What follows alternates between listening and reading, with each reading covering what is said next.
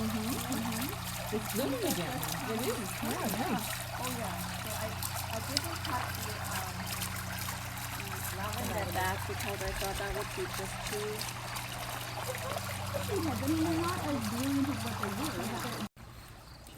Good morning.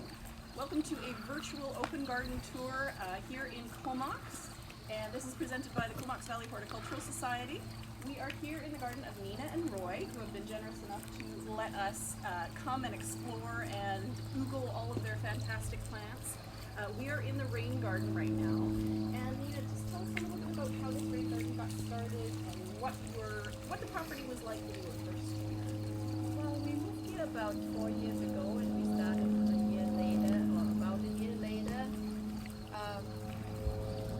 thinking about the garden, and we got some help with it. Karen planned this garden for us, and we went through a really nice process, but there was not much here, and we felt we just wanted to do something to preserve nature, to have some native plants, but at the same time being drought tolerant, and since we had all that water coming to the roof, we wanted to use that, and this is what all came together in the end. Looks absolutely amazing. There is just a plethora of perennials going on here. We're in the rain garden area, and Nina and Roy have been very ecologically conscious with their garden.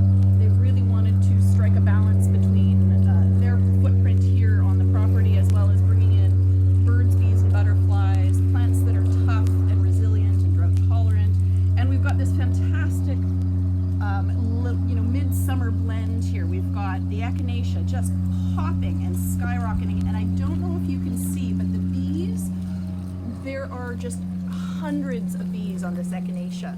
And the nice thing about a plant like this is that it's going to continue on and persist. The seed heads will remain on, the birds will start to pick them apart and enjoy them as well, and it'll just be a plant that just keeps on giving throughout the season. We've got the Perovskia, the Russian sage, over in here, Rudbeckia coming into its own, and it'll be just a fabulous glory in the fall. All of these beautiful roses, they're Rugosa roses? Yes. All through this area, and then we've got some echinops, the globe thistle, lots of different, the bee balm in the back, and all of these different grasses that are coming together and making this beautiful perennial matrix. And the native dogwood. The Cornus stolonifera. That's the red osier dogwood. Yes, it is. So beautiful red stems in the fall, and a lovely sort of foundation plant in the garden, and tough as nails. Luckily the deer have been kept out of this garden, which is one of the challenges that every gardener has to face, is deer or no deer, and how do you deal with them. But these are all mostly deer resistant plants, a lot of them, which is a benefit. So this is a deer resistant garden in a lot of ways, and you could recreate a lot of this in your front yard at home that's not fenced. So fabulous. Shall we continue on to the next spot?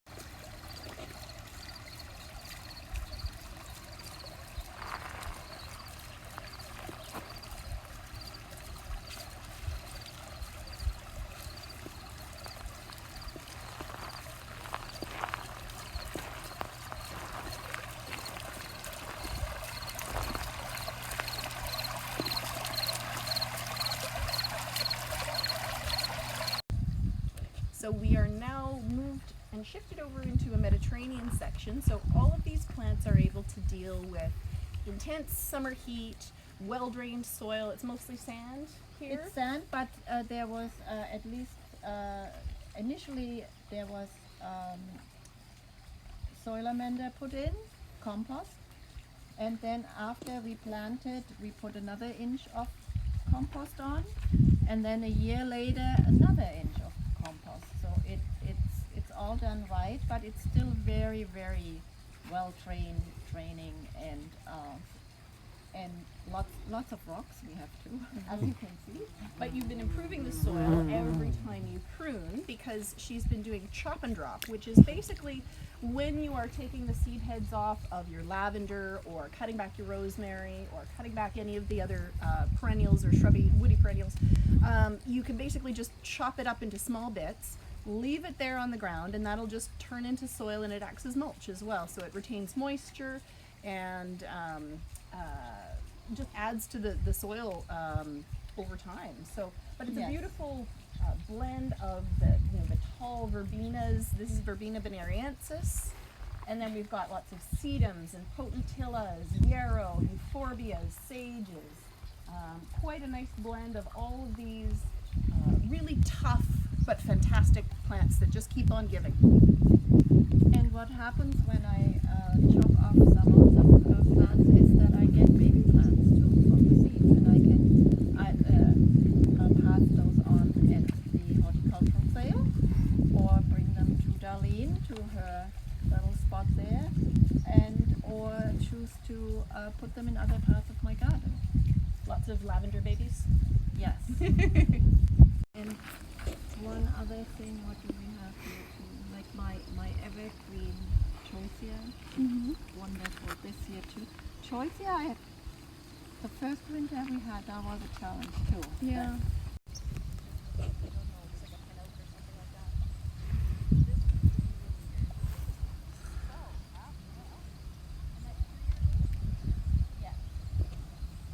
The anaphylis, the pearly everlasting, stuff like that would look nice in here. Artemisia, yes. Native Artemisia.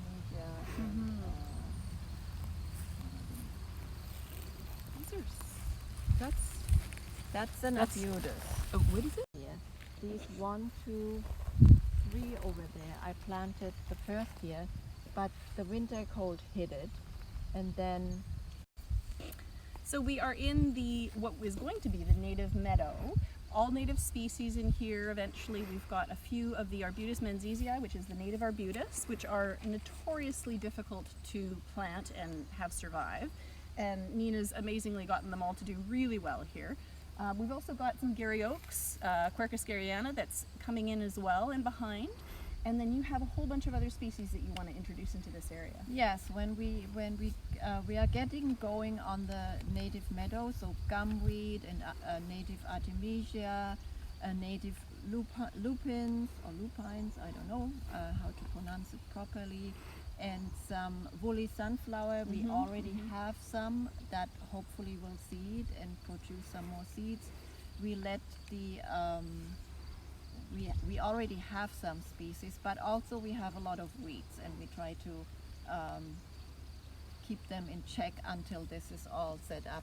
We have lots of yarrow. We have some native yarrow over there, and what we do, we put plastic on for several sections, and then we reseed it and put native plants in, just like Frank from the Horticultural Society has told me how to do that, and that was very, very helpful. So many beautiful native plants to choose from, and just increasing. The native plants eventually will cover this area and will be low maintenance, nothing that you have to baby or water or maintain, and they'll just replenish this whole space.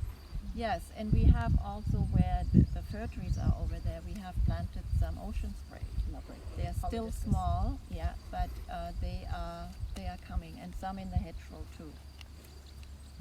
Off and do another section of it. I've heard really good responses from Solarizing, which is using a clear plastic down on the ground, and then what you do is you put a little bit of soaker hose down underneath it, and you give it just a little bit of moisture, and so essentially you're steaming the top layer of soil, and so you kill off all the weed seeds on the top of the soil. It doesn't harm the soil biota in the long run, because that soil biota moves up to the top again, but it's a little bit faster because you add in that little bit of water. And so if you do it with the clear plastic and the water, you sort of zap it. What a good and so it idea, happens a because we little have bit quicker. enough. The water is just to get them established was a bit of a challenge, right? Because they needed water. Yeah, but we just did it. I actually at the beginning I wanted to use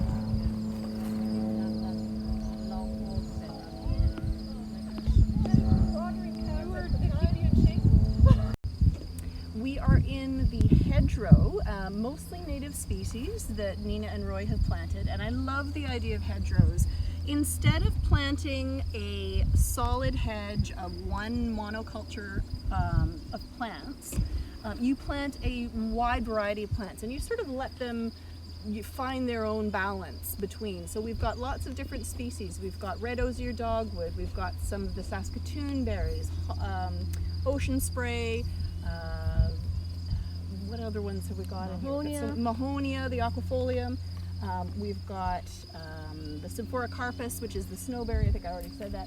Roses. We've got some sea buckthorn, and if you haven't looked up sea buckthorn, it's a fabulous, really interesting plant.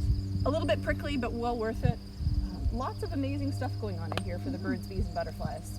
Apparently sea buckthorn juice is very, like from the berries, it's very, very healthy.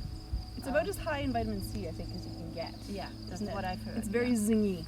Yeah, that's what I've heard. I think I'm gonna try to put some in my smoothies. Yes. Yeah. So what else is here? Yeah, it's been growing actually quite well and has been filling in. I had to weed it a lot at the beginning, which was a pain in the neck. But so far so good. I put a bit of mulch on part of it and put some of my chop and drop in here, and it's been much better this year. So. And you even got some of the lower perennials, some of the gumweed, some of the woolly sunflower that are some of our native perennials as well. So they'll fill in between, and so what you'll end up having is this sort of tiered effect of perennials at the bottom, lower shrubs, higher shrubs, evergreens, deciduous, quite a nice blend of options on this side, and it'll just provide a really nice backdrop and place for habitat and food for birds, bees, and butterflies. Roy's going to take us through a little bit of the veg and fruit production area of the garden. We've got some apples, we've got some hazelnuts, we've got squash abounding, and all sorts of different plants coming around. Roy, tell us a little bit about the garden and what you are trying to accomplish here. So we started the vegetable garden 3-4 years ago now. We've got some apples, we've got a Grafenstein apple here. First time we've had apples on it. I think we have 10, which is great. They're good size. They're good size. I'm looking forward to eating them. This is a Liberty, second year, which is really nice. And then we have a Pink Lady, which only produces very small apples. It doesn't seem too particularly suited to this climate. So we'll have to see what we do with that. So we got the 3 apples. We're going to get 2 pears next year to go with it. And then we have a Desert King fig. Ooh. So far no figs. Ooh, I've got some on my Hopefully tree at next home. year. Yeah, and they're just about right. Yes, that will do you well. You'll get such huge production Yeah, off of that. it did die one year with the cold, but it grew back. Mm-hmm. So it's on its 4th year, but really it's only its 2nd year. So And it looks like you've got some lupins planted underneath lupins, here. yeah, we put in lots of lupins for the nitrogen. Because lupins are leguminous, and so they fix nitrogen, and so the nitrogen will be taken up by the apples and be a natural fertilizer. I Correct? hope so. That's the plan. Yeah. And then squash mounds all Squash. through. We got lots of squash. First year I planted squash out here. So what we did was we ran the chickens around here for a while to dig up the soil and put some fertilizer down, and then I put some sea soil and horse manure and planted the squash. Some of them have done quite well, some not so well, but for a first year it's okay. And then through this area we've got blueberries, and is this blackberries? Raspberries. Raspberries coming through in this So space. future, this is the first year of raspberries here because I have them in the garden, but I want to move them out here because the runners that they send out are disturbing the rest of the vegetables. So I thought I'll try them out here and see what happens. And you can just bring the mower along either side as Yeah. you need to, right? And just chop them down and keep them in Yeah. check. And then you've got this row interplanted with a bunch of clover in here, and again, nitrogen fixing and Same idea. Feeding and a cover crop. Yep. We'll see how that works out. Sunflowers. Yeah, it's not See too if there's any. Oh, so good.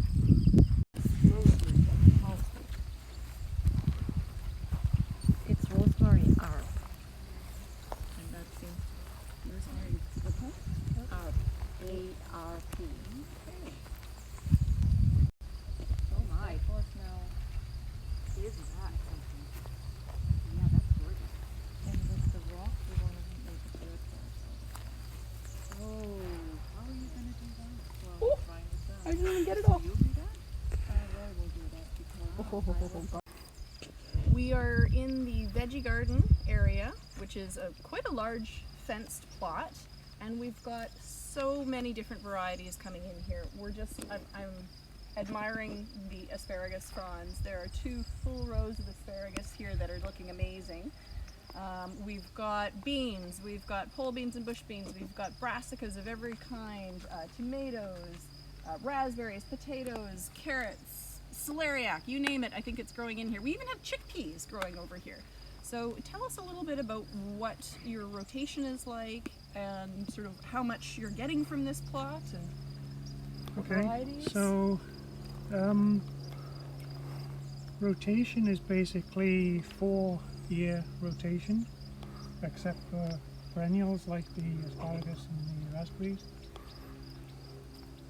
We're getting more than we can eat. I'm not surprised. And actually not all of it is for eating, because some of it is for the seed bank, saving seeds for the seed bank.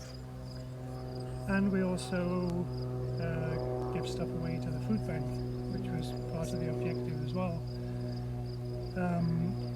Lots of cabbage for sauerkraut, kale for the chickens, so we can feed them stuff as well. Yeah, that's kind of what we're doing. And you mentioned this variety over here is an heirloom pole bean. Yeah. And what was the variety again from it? It was the Chinese long pole bean. Gets up to 18 And, inches. Really long beans, yeah. Very tasty though.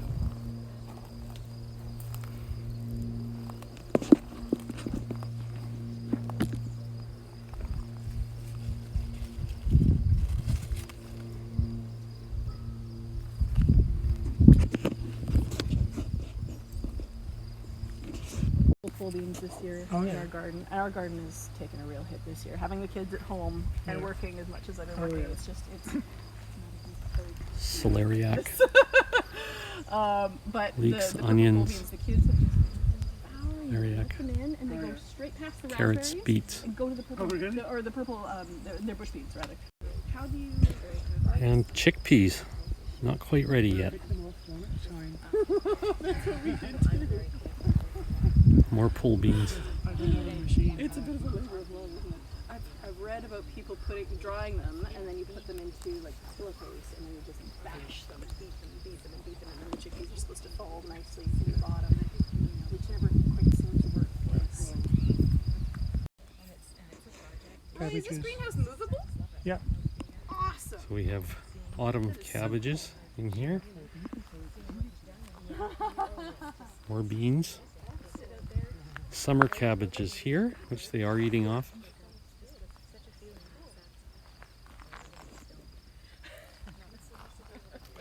Lots of tomatoes, some even ripening.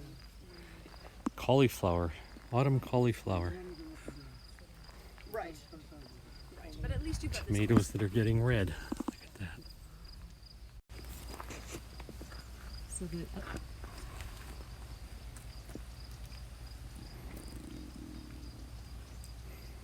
Tools of the trade.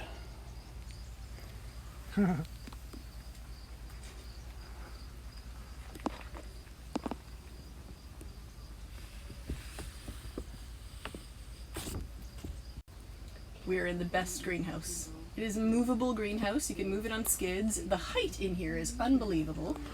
Bit of shade cloth over the top just to not fry everything, but we've got Yeah. tomatoes of all sorts, peppers, basil, eggplants, melons, just a huge variety of stuff growing in here, and laden. I mean, the tomatoes are just almost falling off the plants. They're so big and juicy. Looks amazing. What sort of varieties do you have? So I have here, for instance, these big ones. They're called Pink Giant. Pink Giant. I had one that was 1 pound 6 ounces the other day. So here we got Valencia, which is a kind of a yellow-orange tomato. Romas. Italian Stallion, another paste tomato. Sun Gold. Black Cherry, which is another seed bank effort. Amish Paste, which is a lovely vine paste tomato. Basil Beta here, which is another seed bank tomato. And something here I got from our neighbourly farm just down the road. Some sort of heirloom tomato I've forgotten the name of now. And we've got different peppers. We've got the Great Northern, I think it's called, and a poblano, the long green one that turns brown when it's ready, and the Italian red pepper.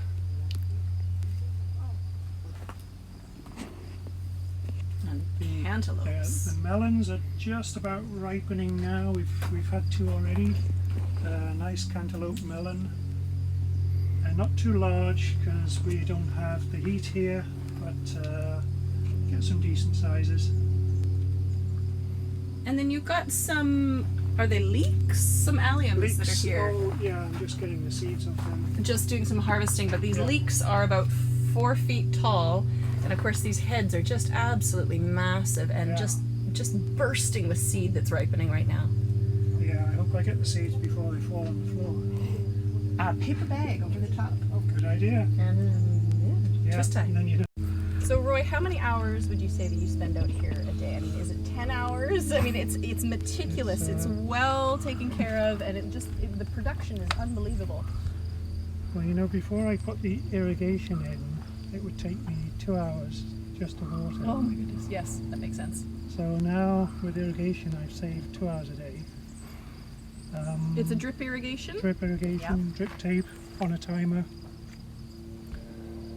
I would say on average 6 hours a day. Mm-hmm. Labor of love. Yeah, it's a lot of work, that's for sure. And then you have to process all the stuff, and Nina helps me do that. But still, a lot of time. So the strawberries I planted last year and replanted this year, and this year's crop has been amazing. We have had so many strawberries, and they just continue to give us more. And which variety? One of them is called Albion, and one is called Seascape. So I got Albion because we live on Albion Road, and Seascape, and they're intermixed. And we also picked up another variety from the farm. So there's 3 varieties in total here, but quite amazing production this year. They look absolutely luscious. Before they're really ripe. I don't think my kids actually know what a ripe strawberry tastes like, because they always get them when they're just blushing. Yeah. Well, thank you, Nina and Roy, for letting us come in and enjoy your space and sharing a little bit about the story of your garden and how it's developed. It's just an absolutely interesting space with life and thoughtfulness for the environment, as well as being just absolutely gorgeous to look at. So thank you very much. A pleasure. Excellent. And please feel free, if you would like the videos, that would be a great help to the Comox Valley Horticultural Society. We appreciate your interest, and we look forward to bringing you many more virtual open garden tours.